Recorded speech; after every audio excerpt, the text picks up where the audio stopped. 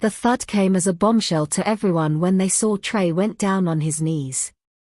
Beck was slack-jawed with surprise. The same goes for Abigail, and everyone else in the room, who reacted with a blank expression on their faces. The room had become so quiet that they could even hear a pin drop. Levi lit a cigarette and took a deep puff. The smoke he blew out encircled Trey like a ghostly chain. "I remember you," Levi said nonchalantly. Trey gave a sad grin when he heard this. "I'm done now, this would only spell disaster now that I'm in the bad books of Levi." Unaware of Levi's actual identity, Beck was still trying to stamp his authority. "How dare you puff your smoke at Trey? You must be sick of living." "Shut up." Trey stood up and shoved Beck a few meters away with a kick.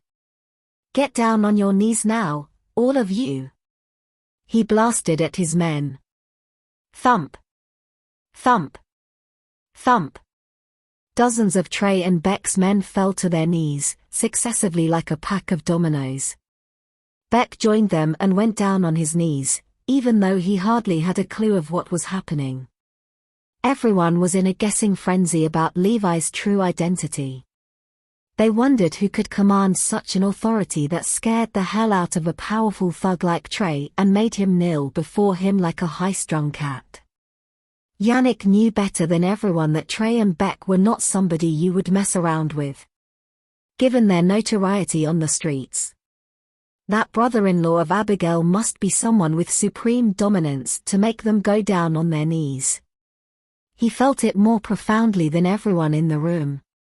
Abigail's impression of Levi had taken a complete 180.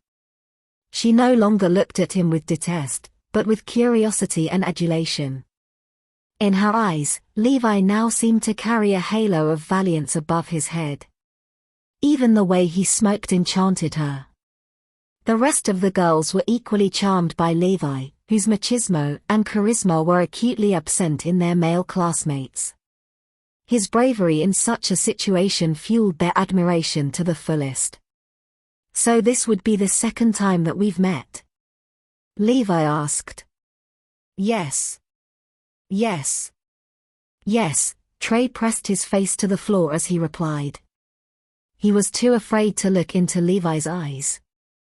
His whole body was shaking uncontrollably and there was a large urine stain on his pants. He had just wet himself. "So what should we do about it?" Levi puffed, his cigarette smoke curled into a circle.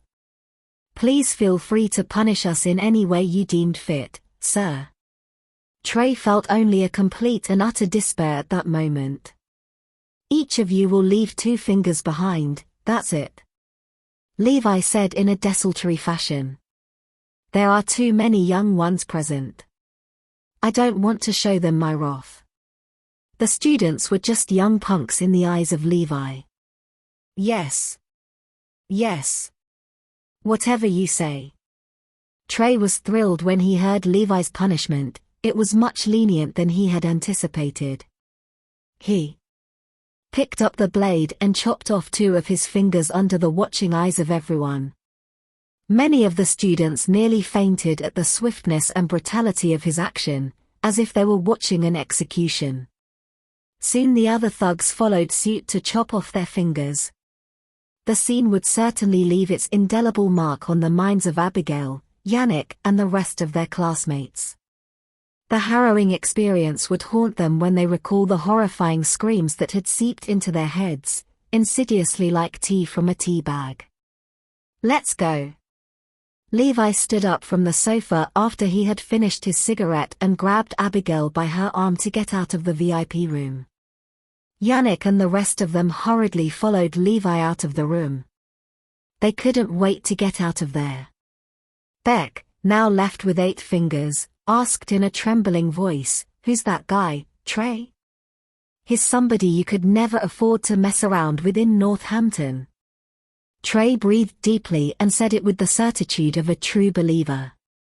Outside the KTV, Yannick was back to his boastful self again. "You all right, Abigail?"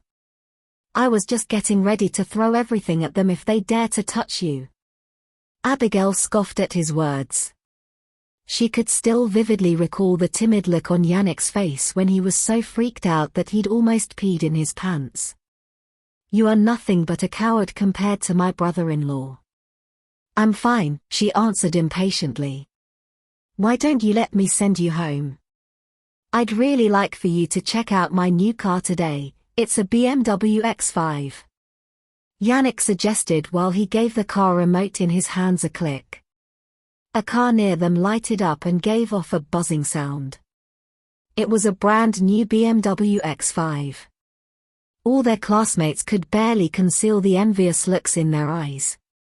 It would be any student's dream to drive a brand new, powerful sports car that could cost easily over $800,000.